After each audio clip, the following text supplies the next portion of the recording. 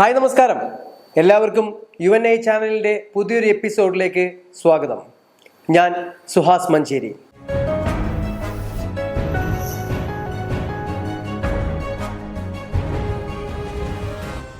ഇന്ന് ഞാൻ സംസാരിക്കാൻ പോകുന്നത് ചിലപ്പോൾ നിങ്ങൾക്ക് വളരെ ലാഘവമാണെന്ന് തോന്നുമെങ്കിലും വളരെയധികം ഗൗരവമേറിയിട്ടുള്ള ഒരു വിഷയവുമായിട്ടാണ് ഞാൻ നിങ്ങൾക്ക് മുമ്പിൽ എത്തിയിട്ടുള്ളത്.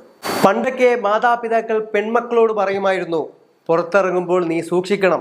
അതായത് നിനക്ക് പല കാര്യങ്ങളും നീ അഭിമുഖീകരിക്കേണ്ടി വന്നേക്കാം, അല്ലെങ്കിൽ പല കാര്യങ്ങളും നിനക്ക് നേരിടേണ്ടി വന്നേക്കാം, പല ചൂഷണങ്ങളും നിനക്ക് സംഭവിച്ചേക്കാം എന്നൊക്കെ പറഞ്ഞ് പേടിപ്പിക്കുമായിരുന്നു.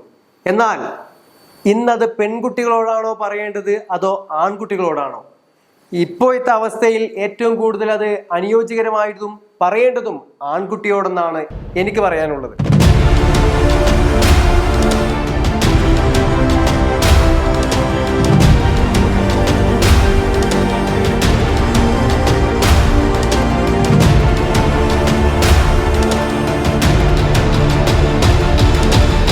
ഒരു ആൺകുട്ടിയെ ഒരു പെൺകുട്ടിക്ക് തകർക്കണമെങ്കിൽ എന്താണ് ഏറ്റവും ഈസി ആയിട്ടുള്ള വഴി? ആ കുട്ടിക്ക് നേരെ ഒരു പീഡന ശ്രമം കൊടുക്കുക എന്നുള്ളതാണ്.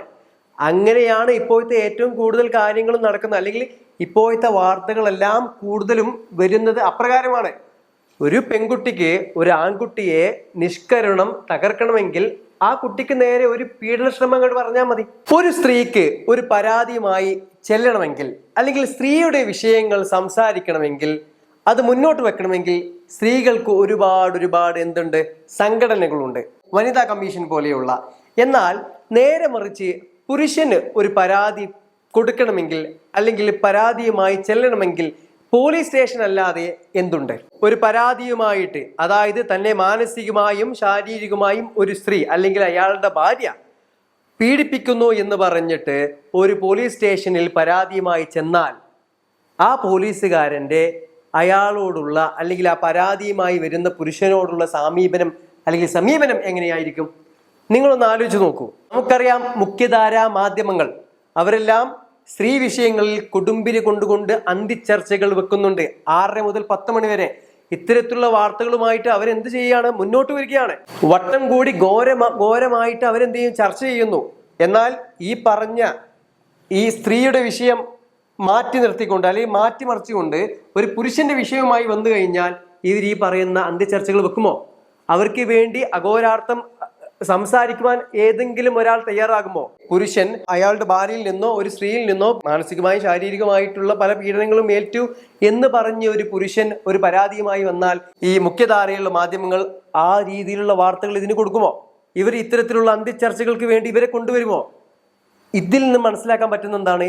ഞാൻ ഒരിക്കലും ഇത്തരത്തിലുള്ള ഒരു വിഷയവുമായിട്ട് ആരെങ്കിലും വന്നിട്ട് പുരുഷന്മാർക്ക് വേണ്ടി സംസാരിക്കുന്ന രീതിയിൽ ഏതെങ്കിലും ഒരു മാധ്യമ ചർച്ചകളോ കാര്യങ്ങളോ ഞാൻ കണ്ടിട്ടില്ല. നിങ്ങൾ കണ്ടിട്ടുണ്ടോ? നിങ്ങൾ കണ്ടിട്ടുണ്ടെങ്കിൽ പറയണം. എന്നാൽ സ്ത്രീക്ക് വേണ്ടിയിട്ട്, സ്ത്രീയെ നമ്മൾ അങ്ങനെ ഒരു കാറ്റഗറൈസ് ആക്കി മാറ്റുകയല്ല, പക്ഷെ സ്ത്രീക്ക് വേണ്ടിയിട്ട് ഇത്തരത്തിൽ നിയമങ്ങളുടെ സഹായത്തോട് കൂടിയിട്ട്, അല്ലെങ്കിൽ അവർക്ക് വേണ്ടി സംസാരിക്കുവാൻ ഒരുപാട് ആളുകളുണ്ട്. ഒരു സ്ത്രീ അവിടെ തനിക്ക് ലഭിച്ച, അല്ലെങ്കിൽ തനിക്കുണ്ടായ ഒരു പരാതിയുമായിട്ട്, താൻ അനുഭവിച്ച ഒരു പരാതിയുമായിട്ട് ഇതുപോലെയുള്ള മാധ്യമങ്ങളുടെ മുന്നിലേക്കോ പോലീസിന്റെ മുന്നിലേക്കോ പോവുകയാണെങ്കിൽ അവരെ സംരക്ഷിക്കുന്നു, അല്ലെങ്കിൽ അവർക്ക് വേണ്ട വില കൊടുക്കുന്നു, വാല്യൂ കൊടുക്കുന്നു. എന്നാൽ പുരുഷന് അത് കിട്ടുന്നുണ്ടോ? ഇല്ല എന്ന് നിസ്സംശയം പറയാൻ സാധിക്കും. എൻ്റെ പ്രിയപ്പെട്ട സ്ത്രീ ജനങ്ങളോടാണ് എൻ്റെ ചോദ്യം. ഒരു പുരുഷൻ അയാളുടെ ജീവിതത്തിൽ എത്രത്തോളം ടോർച്ചറിലൂടെ കടന്നു പോകുന്നുണ്ടാകും? ഉദാഹരണത്തിന് നിങ്ങൾ ഒരു മിഡിൽ ക്ലാസ് ഗൃഹനാഥനെ നോക്കുക. ദിനേന, അല്ലെങ്കിൽ അയാളുടെ ജീവിതത്തിൽ എത്രത്തോളം ചെലവുകൾ വഹിക്കുന്നുണ്ടാകും? അയാൾക്ക് അച്ഛനും അമ്മയും ഉണ്ടെങ്കിൽ ആ അച്ഛനും അമ്മയും നോക്കണം, അവർക്കുള്ള ഹെൽത്തുമായി ബന്ധപ്പെട്ട ചെലവുകൾ അയാൾക്ക് വഹിക്കണം. ഇനി കുട്ടികളുണ്ടെങ്കിൽ കുട്ടികളുടെ വിദ്യാഭ്യാസം, കുട്ടികളുമായി ബന്ധപ്പെട്ടിട്ടുള്ള മറ്റു ചെലവുകൾ, ഇനി അതും കഴിഞ്ഞ് വീട്ടിലേക്കുള്ള ചെലവുകൾ, ബൈക്കാണെങ്കിൽ ബൈക്കിന്റെ EMI, കാറാണെങ്കിൽ കാർ എടുത്തിട്ടുണ്ടെങ്കിൽ കാറുമായി ബന്ധപ്പെട്ട EMI, ഇനി ലോണുകൾ ഉണ്ടെങ്കിൽ വീടുമായി ബന്ധപ്പെട്ട ലോണുകൾ ഉണ്ടെങ്കിൽ അത് വഹിക്കണം. അതും കഴിഞ്ഞ് ജോലി ഉണ്ടെങ്കിൽ ജോലിയുമായി ബന്ധപ്പെട്ട പ്രഷറുകൾ വേറെ, അതുമായി ബന്ധപ്പെട്ട തലവലികൾ വേറെ. ഇതെല്ലാം കഴിഞ്ഞ് വീട്ടിലേക്ക് എത്തിച്ചെന്നാൽ വീടുമായി ബന്ധപ്പെട്ട് ഭാര്യയിൽ നിന്ന് കിട്ടുന്ന പരാതികളും മറ്റു പ്രശ്നങ്ങളും അതും കഴിഞ്ഞ് അതും വേറെ. അങ്ങനെ ജോലിയിൽ നിന്നുള്ള പ്രഷറും വീട്ടിൽ നിന്നുള്ള പ്രഷറും കാരണം രാത്രി ഒന്ന് തല ചായ്ക്കാൻ വേണ്ടി കിടക്കുമ്പോൾ ഭാര്യ ചോദിക്കുന്നു, ചേട്ടാ ഫോർ പ്ലേ ഇല്ലേ? ഫോർ പ്ലേ കൊടുക്കാത്തതിന്റെ പേരിൽ പിന്നെ അങ്ങോട്ട് എന്താണ്? പിന്നെ അങ്ങോട്ട് യുദ്ധമാണ്. അല്ലെങ്കിൽ പിന്നീട് വരുന്ന പ്രശ്നങ്ങളൊന്നും ഒരു കയ്യും മെയ്യും ഉണ്ടാവില്ല. അങ്ങനെ ആ പ്രശ്നങ്ങൾ കൂടി കൂടി കൂടി അവസാനം പിന്നെ എന്താകുന്നു? അവർ തമ്മിൽ വേർപിരിയുന്നു, ഡിവോഴ്സിന്റെ വക്കിലേക്ക് എത്തുന്നു. അങ്ങനെ മാറി മറിയുകയാണ് ഇപ്പോഴത്തെ ലോകം. പക്ഷേ ഇതിന് പിന്നിലൊക്കെ നിന്നുകൊണ്ട് അല്ലെങ്കിൽ ഇതെല്ലാം തൃണവൽക്കരിച്ചുകൊണ്ട് പുരുഷൻ ആളുകൾക്ക് മുന്നിൽ എന്താകുന്നു? ഒരു കോമാളിയാകുന്നു. അവസാനം അവൻ ഒറ്റപ്പെടലിന്റെ വക്കിലേക്കും എത്തുന്നു.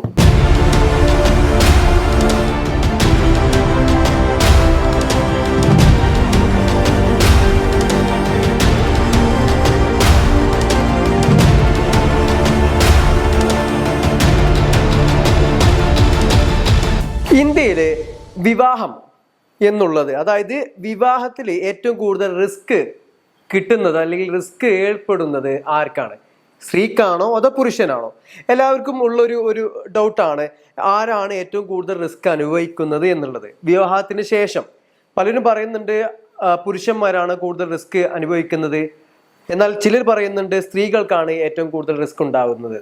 എന്നാൽ ആർക്കാണ് അവിടെ കൂടുതൽ റിസ്ക് അനുഭവപ്പെടുന്നത്? മാത്രമല്ല, ഒരു വിവാഹം കഴിഞ്ഞാൽ ഇനി അവർ വേർപ്പെടുകയാണെന്ന് വിചാരിക്കുക, ആരായിരിക്കും ചെലവിന് കൊടുക്കേണ്ടി വരിക? പുരുഷൻ തന്നെയല്ലേ. സ്ത്രീ മുൻകൈ എടുത്തിട്ടാണ് ആ ഡിവോഴ്സ് നടക്കുന്നതെങ്കിലും, പുരുഷൻ മുൻകൈ എടുത്തിട്ടാണ് ഡിവോഴ്സ് നടക്കുന്നതെങ്കിലും ആ സ്ത്രീക്ക് ആരാണ് ചെലവ് കൊടുക്കേണ്ടത്? തീർച്ചയായിട്ടും കോടതി പറയുന്ന ആരോടാ കൊടുക്കാൻ പറയുന്നത്? പുരുഷനോടാണ് പറയുന്നത്. പിന്നീട് അവർക്ക് ഇന്ന ആ കേസും കാര്യങ്ങളെല്ലാം പഠിച്ച് മനസ്സിലാക്കിയതിനു ശേഷം ജീവനാംശം കൊടുക്കാനും അതിനുള്ള നഷ്ടപരിഹാരം കൊടുക്കാൻ പറയുന്നത് പുരുഷനോടാണ്. അപ്പൊ പലരും പറയുന്ന ഒരു കേസാണ്, ഇതിനെന്താണ് ഒരു പോംവഴി? അല്ലെങ്കിൽ ഇങ്ങനെ വരാതിരിക്കാൻ നമ്മൾ എന്താണ് ചെയ്യേണ്ടത്? അവിടെയാണ് വിദേശ രാജ്യങ്ങളിലൊക്കെ നടപ്പാക്കിക്കൊണ്ടിരിക്കുന്നത്, അല്ലെങ്കിൽ അവര് വിവാഹം കഴിക്കുന്നതിന് മുമ്പ് ഈ ഇങ്ങനെ ഒരു കരാറിനെ പറ്റിയിട്ട് ചിന്തിക്കുന്നത്. അപ്പൊ അത്തരം കരാറുകളിലൂടെ അവിടെ അത് പോസിബിൾ ആകുന്നുണ്ട്. ആ രീതിയിലുള്ളൊരു കരാർ ഇവിടെ കൊണ്ടുവരികയാണെങ്കിൽ ഇത്തരത്തിലുള്ള ഭാവിയിൽ വന്നേക്കാവുന്ന പ്രശ്നങ്ങൾക്ക് ഒരു പ്രതിവിധിയായിട്ട് കാണാൻ പറ്റും.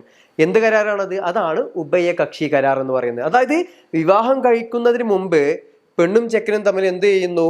ഇത്തരത്തിലുള്ള ഒരു വിവാഹത്തിൽ ഏർപ്പെടുന്നതിന് മുമ്പ് ഇത്തരത്തിലുള്ള കരാറുമായിട്ട് മുന്നോട്ട് വരികയാണ് ഉഭയകക്ഷി. അതായത് പരസ്പരം അവരെന്ത് പറയുന്നു? ഞാൻ നേരത്തെ പറഞ്ഞതുപോലെ തന്നെ വിവാഹത്തിന് ശേഷം ഇങ്ങനെ എന്തെങ്കിലുമൊക്കെ ഉണ്ടാവുകയാണെങ്കിൽ എന്ന് പറഞ്ഞിട്ടാണ് അവർ തുടങ്ങുന്നത്. വിവാഹത്തിന് ശേഷം നമ്മൾ ഡിവോഴ്സ് ആവുകയാണെങ്കിൽ, വേർപ്പെടുകയാണെങ്കിൽ ഇന്ന രീതിയിലായിരിക്കും നമ്മുടെ കാര്യങ്ങളൊക്കെ ചെയ്യേണ്ടത്.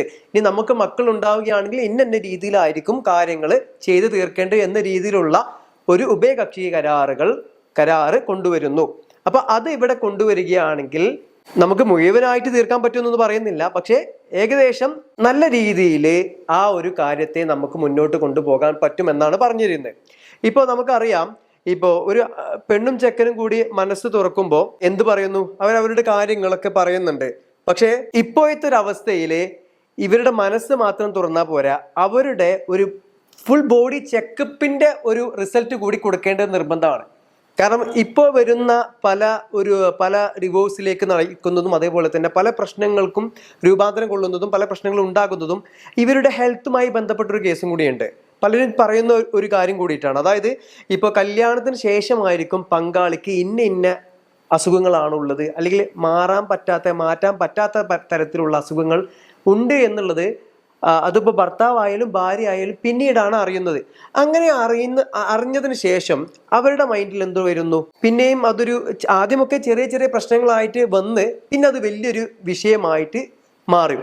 അപ്പൊ അങ്ങനെ ഒരു കാര്യങ്ങൾ കൂടി എന്ത് പറയുന്നുണ്ട്? ഇത്തരത്തിലേക്കുള്ള ഡിവോഴ്സിലേക്കും മറ്റു മാനസികമായിട്ടുള്ള ശാരീരികമായിട്ടുള്ള ദാമ്പത്യ പ്രശ്നങ്ങളിലേക്കും അത് നയിക്കുന്നുണ്ട്. അതായത് വിവാഹം നടക്കുന്നതിന് മുമ്പ് പെണ്ണിന്റെയും ചെക്കന്റെയും ഒരു ഫുൾ ബോഡി ചെക്കപ്പ് കൂടി ഈ പറയുന്ന ആളുകൾ കൂട്ടത്തിൽ അവിടെ കൊടുക്കണം ഇവരുടെ വീട്ടുകാർക്ക്. ഇതുമായിട്ട് പല സീനുകളും സിനിമയിലൊക്കെ ഇത് വളരെ നർമ്മപരമായിട്ട് അവതരിപ്പിച്ചിട്ടുണ്ടെങ്കിൽ പോലും ആരും ഇതുമായിട്ടുള്ള കാര്യങ്ങൾ പറഞ്ഞു കേട്ടതായി ഞാൻ കേട്ടിട്ടില്ല.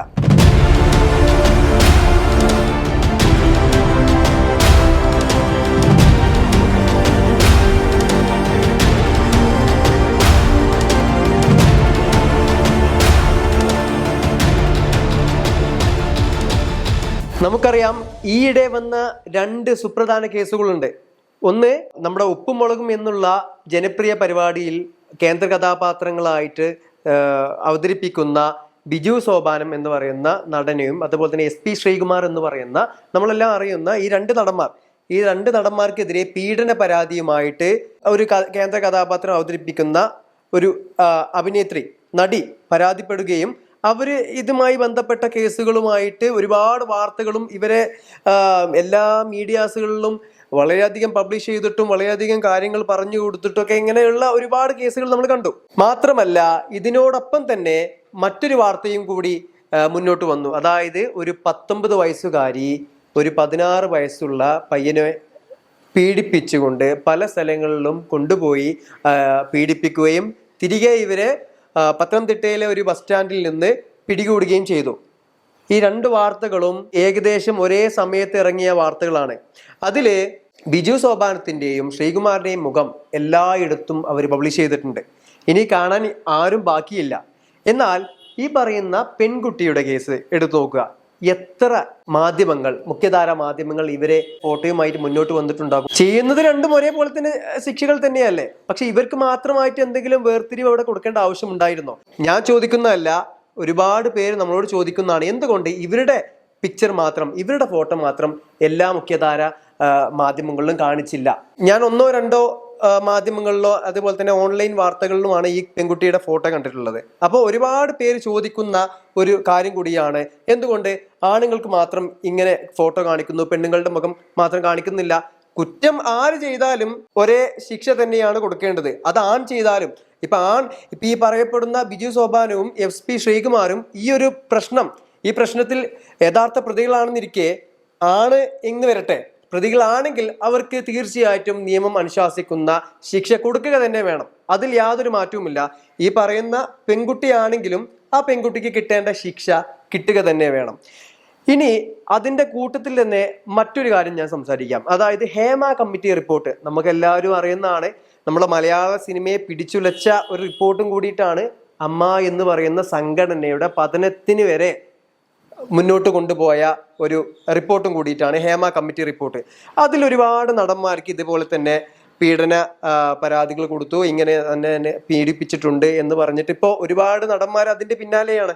അവർക്ക് ഇതുവരെ മോചനം കിട്ടിയിട്ടില്ല. അവരങ്ങനെ ചെയ്തിട്ടുണ്ടെങ്കിൽ തീർച്ചയായിട്ടും അവർക്ക് ശിക്ഷ കിട്ടണം, അതിൽ യാതൊരു സംശയവുമില്ല. പക്ഷേ കൂട്ടത്തിൽ തന്നെ വായിക്കേണ്ട മറ്റൊരു കാര്യം കൂടിയുണ്ട്. അഥവാ ഇവർ പ്രതികളല്ലെങ്കിൽ, ഇവർ നിരപരാധികളാണെങ്കിൽ എന്തായിരിക്കും പിന്നീട് അങ്ങോട്ട് നടക്കുക? ഇപ്പോൾ നിവിൻ പോളിയുടെ കേസ് എടുക്കുക. നിവിൻ പോളിക്ക് എന്താണ് സംഭവിച്ചിട്ട്? നിവിൻ പോളിക്ക് എതിരെയും ഇതുപോലെ തന്നെ ജയസൂര്യക്കെതിരെയൊക്കെ ഒരുപാട് പീഡന പരമ്പരകൾ വന്നിട്ടുണ്ട്. ജയസൂര്യയുടെ കേസ് അവിടെ മാറ്റി നിർത്താം. ഈ നിവിൻ പോളിയുടെ കേസ്, പുള്ളിക്കെതിരെ എന്ത് പറഞ്ഞു? ഇങ്ങനെ തന്നെ പീഡിപ്പിച്ചിട്ടുണ്ട്, ഇന്ന സ്ഥലത്തിൽ വെച്ചിട്ടാണ് പീഡിപ്പിച്ചത് എന്ന രീതിയിലൊക്കെ വന്നു. അപ്പൊ കൂടെയുള്ള നടൻ പറഞ്ഞ എന്താണ്? നിവിൻ പോളി എൻ്റെ കൂടെയായിരുന്നു അന്ന്, ഇങ്ങനെയൊന്നും സംഭവിച്ചിട്ടില്ല എന്ന് അദ്ദേഹത്തിന് സപ്പോർട്ട് കൊടുത്തു. പിന്നീട് എന്താണ് ഇതിന്റെ അവസാനം വന്നത്? അതായത് ഈ ഒരു കേസിന്റെ അവസാനം എന്തായി? നിവിൻ പോളി അതായത് നിവിൻ പോളി ഇത് ചെയ്തിട്ടില്ല എന്ന് എന്ത് വന്നു? വിധി വന്നു. അതായത് അദ്ദേഹം നിരപരാധിയാണെന്ന് തെളിയിക്കപ്പെടുകയും ചെയ്തു. അപ്പോ എന്താണ് സംഭവിച്ചത്? ഇദ്ദേഹത്തിന്റെ ഫോട്ടോ വെച്ചിട്ട് ഇദ്ദേഹം പീഡിപ്പിച്ചു എന്ന് പറഞ്ഞപ്പോൾ ഒരുപാട് മാധ്യമങ്ങൾ അത് എത്രയോ ദിവസം കൊണ്ടുപോയി അദ്ദേഹത്തെ തേജോവധം ചെയ്തിട്ടുണ്ട്. എന്നാൽ ഇദ്ദേഹം നിരപരാധിയാണെന്ന് കണ്ടെത്തിയപ്പോൾ എത്ര മാധ്യമങ്ങൾ ഇത് എത്ര ദിവസം കൊണ്ടുപോയിട്ടുണ്ട്? നിങ്ങളൊന്ന് ആലോചിച്ച് നോക്കൂ. ഏകദേശം 1-2 ദിവസം, അതിനുശേഷം ഇവരിതൊക്കെ വിട്ടു. അപ്പൊ മാധ്യമങ്ങൾ പോലും ഇത്തരത്തിലുള്ള നിരപരാധിയാണെന്ന് കണ്ടെത്തിയാൽ വളരെ സിമ്പിളായിട്ട് കൈകാര്യം ചെയ്യുന്ന ഒരവസ്ഥയിലേക്ക് ഇതെല്ലാം എത്തപ്പെട്ടിരിക്കുന്നു. ഇന്ത്യയിൽ ഏറ്റവും കൂടുതൽ നിയമപരമായി പരിരക്ഷയും ആനുകൂല്യങ്ങളും കിട്ടുന്നത് സ്ത്രീക്കാണ്. അതിൽ ഞങ്ങൾക്ക് യാതൊരു പരാതിയുമില്ല. അതങ്ങനെ കൊണ്ടുപോകുന്നതിൽ ഞങ്ങൾക്ക് സന്തോഷമുള്ളൂ. പക്ഷേ ഇതൊരിക്കലും ദുരുപയോഗം ചെയ്യുന്ന അവസ്ഥയിലേക്ക് എത്തിക്കാതിരിക്കുക, അതുമാത്രമാണ് ഞങ്ങൾക്ക് പറയാനുള്ളത്. വീണ്ടും മറ്റൊരു കാമ്പുള്ള വിഷയവുമായി കാണുന്നതുവരെ this is signing from Suhas Manjeri.